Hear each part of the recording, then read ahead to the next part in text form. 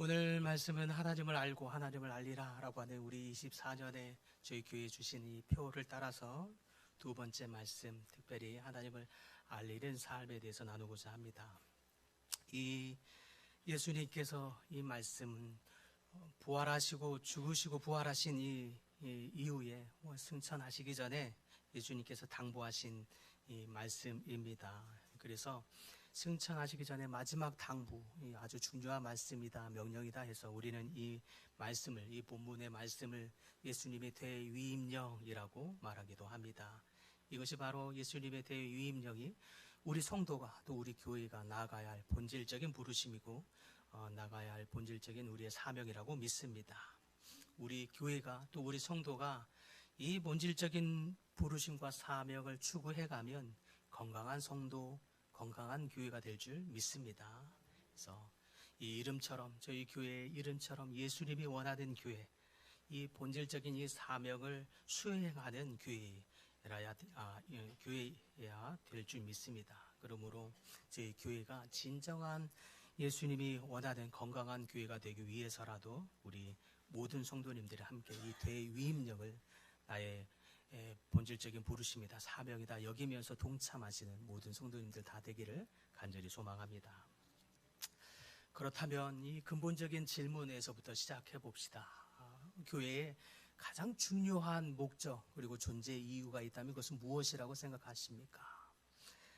만약에 우리 많은 교회들을 다니면서 성도들이 교회의 목적이 무엇인지, 존재 이유가 무엇인지, 또 하나님이 교회에 허락하신 사명이 무엇인지 잘 모른 채 막연히 우리가 신앙생활을 한다면 그 교회의 성도가 100명 있다는 그 100명이 다 각기의 다른 뜻을 따라 다른 목적을 따라서 다른 방향으로 신앙생활 하게 될 것입니다. 어떤 사람은 예배가 중요하다 해서 예배를 열심히 다니지만 그러나 전도를 하지 않을 수도 있겠고요.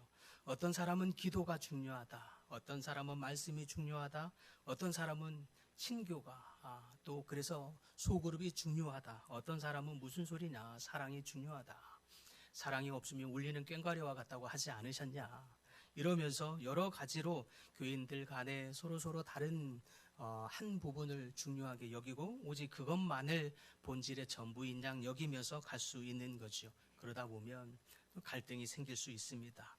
어떤 사람은 이것이 중요하다, 아니다. 다른 사람은 저것이 중요하다 여기기 때문에 그렇습니다. 세상 사람들은 이처럼 각자가 서로 다르게 중요하게 여기는 그 부분을 위해서 최선을 다하면서 몸부림치게 되어 있습니다.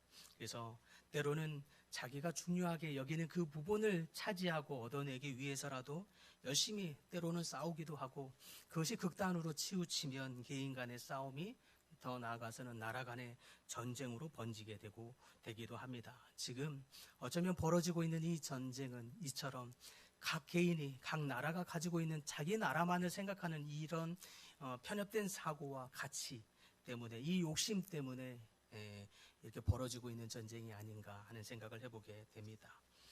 교회도 마찬가지입니다. 교회가 때로는 시끄러울 때 보면 저마다 자기가 가지고 있는 자기만의 이익을 위해서 달려가고 있습니다. 그 이익이 저 속에 깔려 있는 경우 때문에 갈등하게 되죠. 그래서 그 속내는 잘 감추고 겉으로 보이는 외적으로 보이는 것만을 그럴싸한 명분으로 내세웁니다.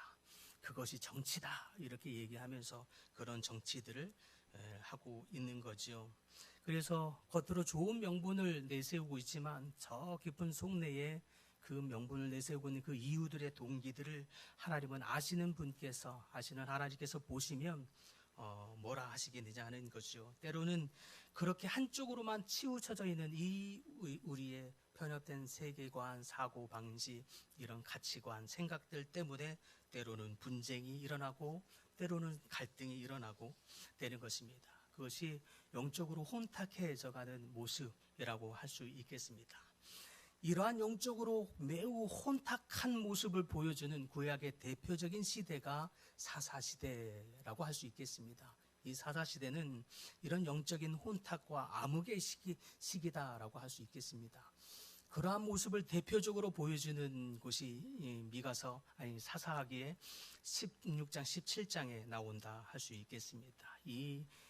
여기에 보면 미가의 집이 나오는데 어느 날 이 에브라임 지역에 미가라고 하는 집에 사람이 있었는데 그의 어머니가 은 1,100냥의 돈을 잃어버립니다. 그래서 너무나 화가 난 이 어머니가 이 돈을 훔쳐간 사람은 저주를 받을 것이다 이러면서 아주 극렬한 저주를 쏟아붓습니다.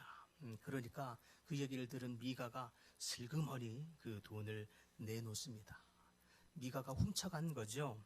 그런데 그 저주를 퍼붓던 그 어머니가 아무렇지 않은 듯이 그 저주가 그 미가에게 흘러갈까 싶어서 얼른 그 저주를 걷어들이듯이 다시 미가를 향해서 축복을 합니다. 그리고 그것으로 성에 안 찼는지 우상을 만듭니다.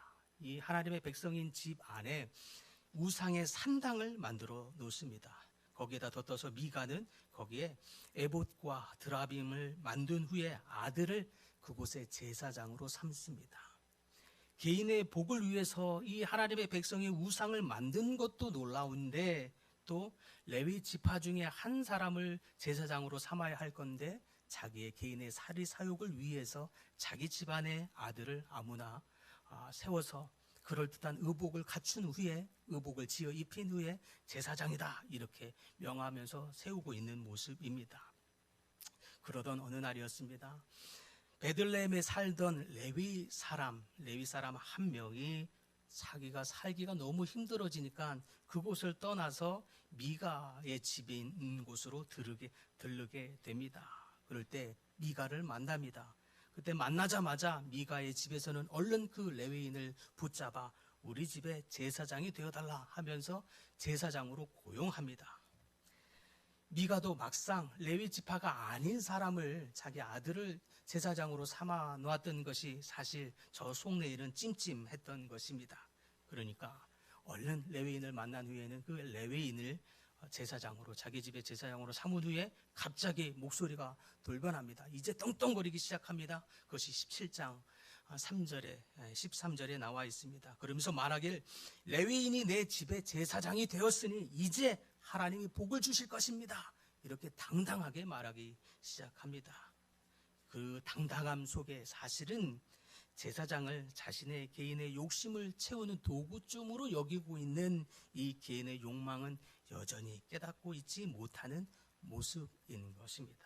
여전히 속에 있는 자신의 욕망은 보지 못한 채 겉으로 보기에는 아주 외적인 이 명분으로는 마치 하나님의 제사장이 우리 집의 제사장이 되었다 아주 떵떵거리고 있는 모습입니다. 그러면서 말합니다. 너는 이제 우리 집의 제사장이 되었으니 내가 주는 재물을 먹으며 나를 위해서 복을 빌라 명령하기까지 합니다. 제사장의 권위도 정말 땅에 떨어진 지 오래입니다. 철저히 제사장을 자신의 개인의 사리사욕을 채우는 도구쯤으로 여기고 있는 이 모습, 이것이 사사기의 모습입니다. 그런데 왜 이렇게 된 것입니까? 사사기 2장 21장 15절에는 그때 이스라엘의 왕이 없으므로 사람이 각기 자기의 소견에 옳은 대로 행하더라. 이게 사사기 전체의 주제이면서 사사기가 암흑의 시대로 된 것, 혼탁하게 된 이유는 바로 하나님이신 왕, 참 왕이신 하나님을 자신의 왕으로 섬기기보다는 그러지 아니하고 세상에 자신의 마음을 자신의 가장 중심으로 두어서 자신의 욕심을 따라 자기의 소견에 옳은 대로 행하고 있는 그 모습, 그 까닭이 사사기와 같은 암흑의 시대가 도래하게 된 이유이다라고 말씀하고 있는 것입니다. 그런데 성경에 이런 사사기 시대와 반대되는 모습을 보여주는 한 인물이 있습니다. 자기의 소견에 옳은 대로 살다가 그래서 철저하게 자기의 유익과 욕심을 채우면서 살던 이 사람이 예수님을 만나고자 하는 이 열망, 간절한 열망 때문에 관점을 바꾸고 방향을 바꾼 사람이 있습니다. 이러면서 인생이 확 달라진 사람이 있지요. 그 중에 대표적인 사람이 삭개오라 하겠습니다. 삭개오는 굉장히 철저히 자신의 욕심만을 위해서 살던 사람입니다. 심지어 자신의 욕심을 위해서라면 사람들에게 욕을 얻어먹을지언정 비난과 손가락질을 당할지언정 아랑곳하지 않습니다. 자신의 욕망, 야망, 그 부를 위해서라면 백성들을 속여서라도 2배, 3배 되는 세금을 더욱 부과하여 걷어들이는 부정한 세리장이었습니다. 그런 삭개오가 어느 날 예수님을 너무 만나고 싶은 것입니다. 예수님에 대한 이야기를 들으면 들을수록 예수님에 대한 만나고자 하는 갈망하는 마음이 생긴 것입니다. 이렇게 예수님을 만나고자 하는 이 갈망한 마음이 삭개오의 안에 일어나자 그 삭개오가 가장 먼저 한 일이 있습니다. 그것이 무엇입니까? 방향을 바꾼 것입니다. 관점을 바꾼 것이에요. 과거에는 자신의 관점, 자신의 야망, 자신의 욕심을 채우기 위해서라면 다른 사람들을 이용했더라면 이제 내 관점, 내 방향, 내 야망을 내려놓고 내 관점이 아니라 하나님의 관점으로 바꾸기 시작합니다. 그 증거가 무엇입니까? 주님이 이곳으로 지나가시고자 함이러라. 삭개오는 생각하기 시작합니다. 예수님을 어떻게 만날 수 있을까? 내 관점, 내 야망, 내 욕심을 따라 주님이 갈 수 없음을 깨닫고 주님이 어디로 가시고자 하는지 생각한 것입니다. 주님이 저쪽으로 가시고자 하는 것이구나. 주님이 가고자 하는 길, 주님이 가고자 하는 방향, 주님의 관점으로 내 삶의 방향을 바꾸었다는 것입니다. 내 시각을 바꾸었다는 것입니다. 내 관점을, 내 인생의 방향을 바꾸어서 주님이 가고자 하는 방향으로 맞추었다는 것입니다. 그러니까 거기에서 주님을 만났습니다. 그곳에서 주님을 만나게 된 것입니다. 방향이 같으니까 그곳에 주님이 계시는 것입니다. 이렇게 같은 방향에서 주님의 은혜를 입고 완전 새 사람으로 거듭날 수 있게 되었습니다. 그런 후에 그 결과 어떻게 됩니까? 주님이 그 집에 유하게 됩니다. 내가 너희 집에 유하여야 하겠다. 하나님을 만나기를 소망하십니까? 주님이 여러분의 집에 또 여러분의 마음의 성전 안에 여러분의 심령에 거하게 되기를 간절히 갈망하십니까? 그렇다면 우리의 시각을 바꾸셔야 할 줄 믿습니다. 우리의 관점을 점검해야 할 줄 믿습니다. 우리의 삶의 방향을 점검하는 것이 우선되어야 할 줄 믿습니다. 그래서 마태복음 5장에는 말하기를 너희는 먼저 그의 나라와 그의 의를 구하라. 그리하면 이 모든 것을 너희에게 더하여 주시리라 말씀하십니다.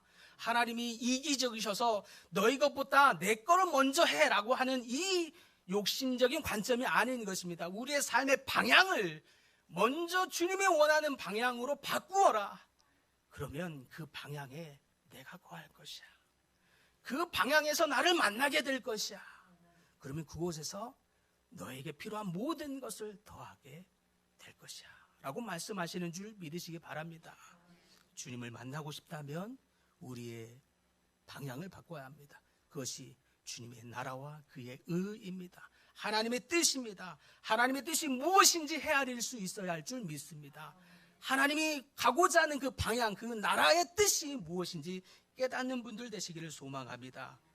그렇다면 그분의 뜻이 무엇입니까? 어떻게 하면 우리는 그분의 뜻에 맞출 수 있겠습니까? 우리의 인생의 방향에서 하나님이 요구하시는 본질적인 요구, 본질적인 사명, 거기에 우리의 삶을 두기 시작하는 것입니다. 그것이 바로 예수님이 말씀하는 가장 큰 저 대위임령, 이 본질적인 사명에 우리의 시각, 우리의 인생의 방향을 맞추기 시작하는 것입니다. 저 사명에, 예수님의 그 위임령에 맞추어가는, 동참하는 성도가 될 때에 복을 받게 될 줄 믿습니다. 우리 교회가 저 예수님의 대위임령에 동참할 때에 우리는 이 교회 안에 성령의 놀라운 임재가 풍성하게 될 줄 믿습니다. 피터 와그너라고 하는 이 교회 성장학의 대가였던 이분이 있습니다. 지금 돌아가셨지만 이 한때 퓰러 신학교에서 가르치면서 엄청난 영향을 끼쳤던 분입니다. 이분이 논문 중에 그런 연구를 한 적이 있습니다. 어떤 교회가 정말 성장하는가라고 하는 주제로 연구했습니다. 특별히 그냥 어느 정도 노력해서 성장하는 것 말고 폭발적인 정말 주님이 주셨다, 성장하고 부흥을 주셨다라고 말할 수 있는 이런 교회. 그래서 제한을 두기를 5,000명 이상의 성도들이 모이는 거. 그래서 5,000명에서 10,000명 정도 이상의 교회로 성장한 교회들을 미국과 유럽, 한국까지 해서 조사하기 시작했습니다. 그리고 그분들을 찾아가 직접 인터뷰하기 하면서 내린 결론 3가지가 있다고 합니다. 첫 번째는 말씀이 살아 움직이더라는 거예요. 하나님의 교회 폭발적으로 성장하는 교회는 정말로 말씀이 살아있더라라고 하는 거예요. 말씀이 문자적인 하나님이 아니라 그 말씀을 성도 한 명 한 명이 삶에서 살아내려고 애쓰더라, 몸부림치더라라고 하는 결론이 있었어요. 두 번째는 예배가 뜨겁더라는 거예요. 뜨거운 예배 안에 성령의 임재가 느껴지더라는 거예요.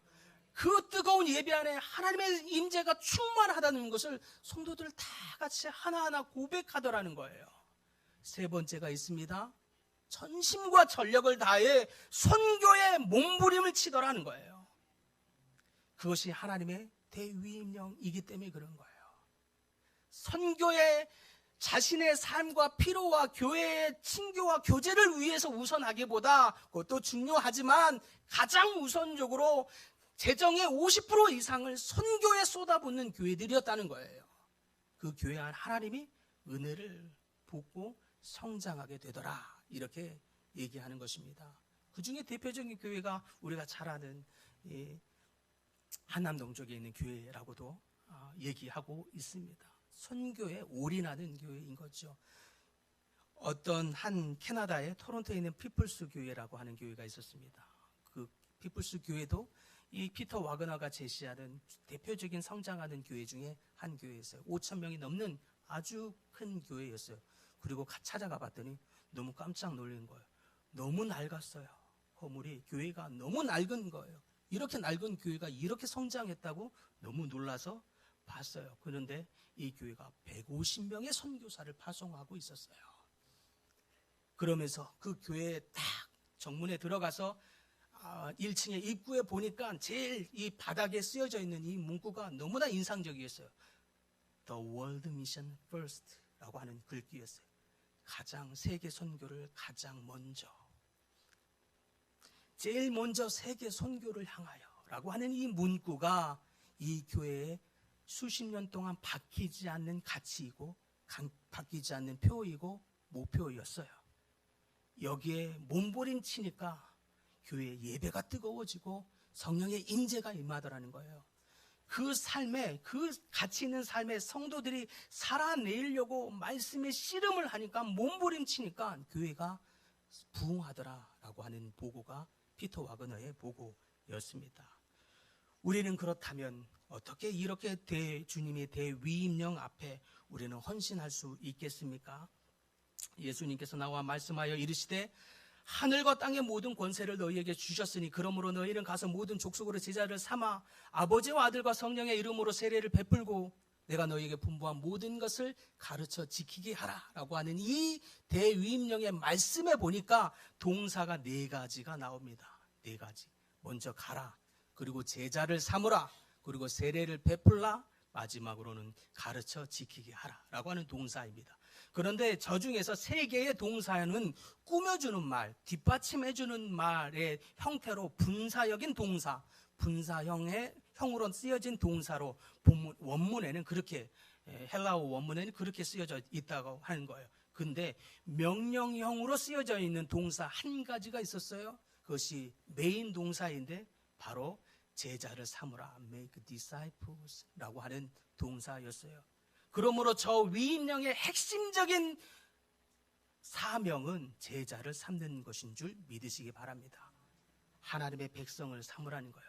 내 사람을 만들라라고 하는 것이 아니라 하나님의 백성을 삼으라. 이것이 하나님이 우리에게 명하신 대위임령의 핵심인 줄 믿으시기 바랍니다.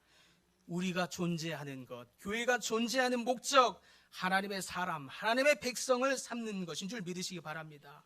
그래서 우리의 본질적인 이 목적에 우리의 시각을 맞추고 우리의 방향을 맞추어야 될 줄 믿습니다. 복음을 전하여 하나님의 백성을 삼는 교회, 그것이 바로 우리 교회의 이름처럼 하나님이 원하시는 교회, 예수님이 원하시는 교회인 줄 믿습니다.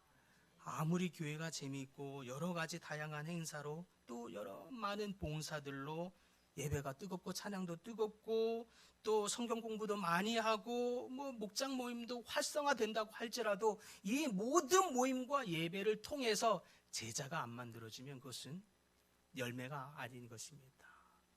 제자가 하나님의 백성이 안 만들어지면 그것은 본질적인 사명의 열매를 주님께 보일 수 없는 것입니다. 아무 열매가 없으면 교회에 주신 사명의 열매를 우리가 맺지 못하면 주님은 마지막 때에 쓸모없어 버리느니라 라고 말씀하십니다.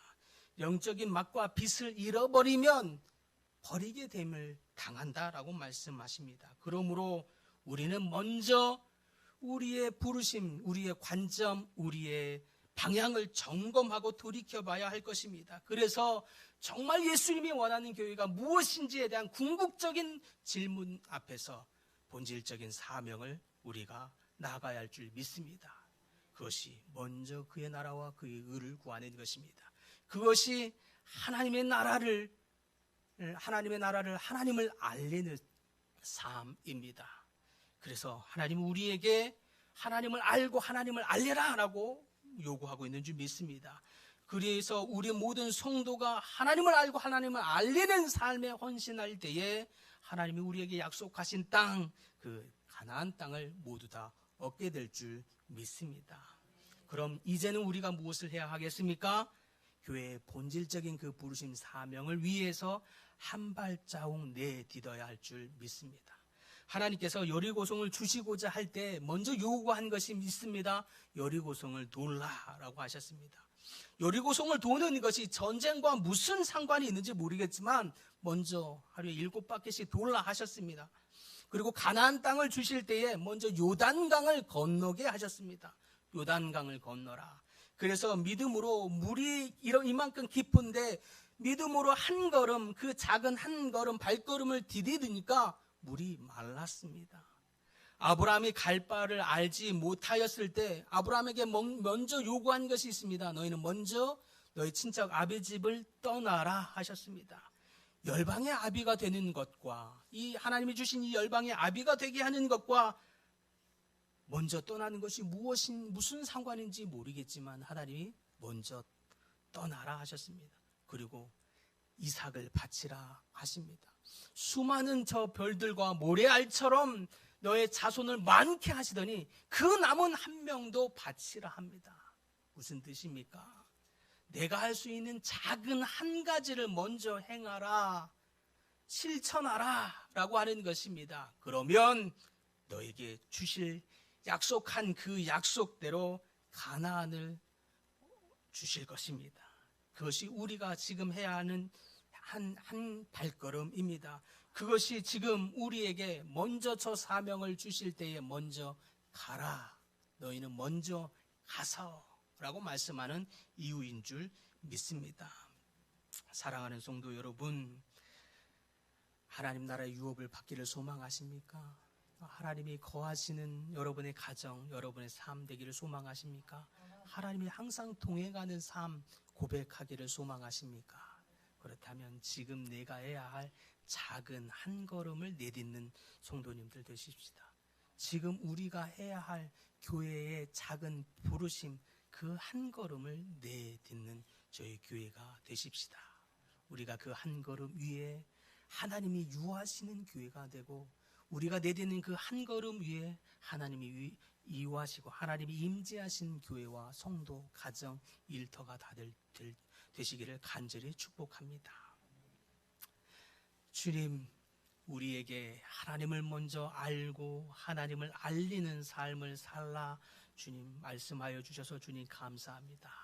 하나님, 이 대위임령의 삶에 우리가 먼저 그의 나라와 그의 의를 구하는 헌신하는 마음으로 결단하고 우리의 믿음의 한 걸음을 떼라 말씀하여 주시니 감사합니다. 하나님, 이 말씀 붙들고 믿음의 한 걸음을 떼기로 결단하는 주의 백성들 주님 더욱 눈동자와 같이 지켜 보호하여 주시옵소서.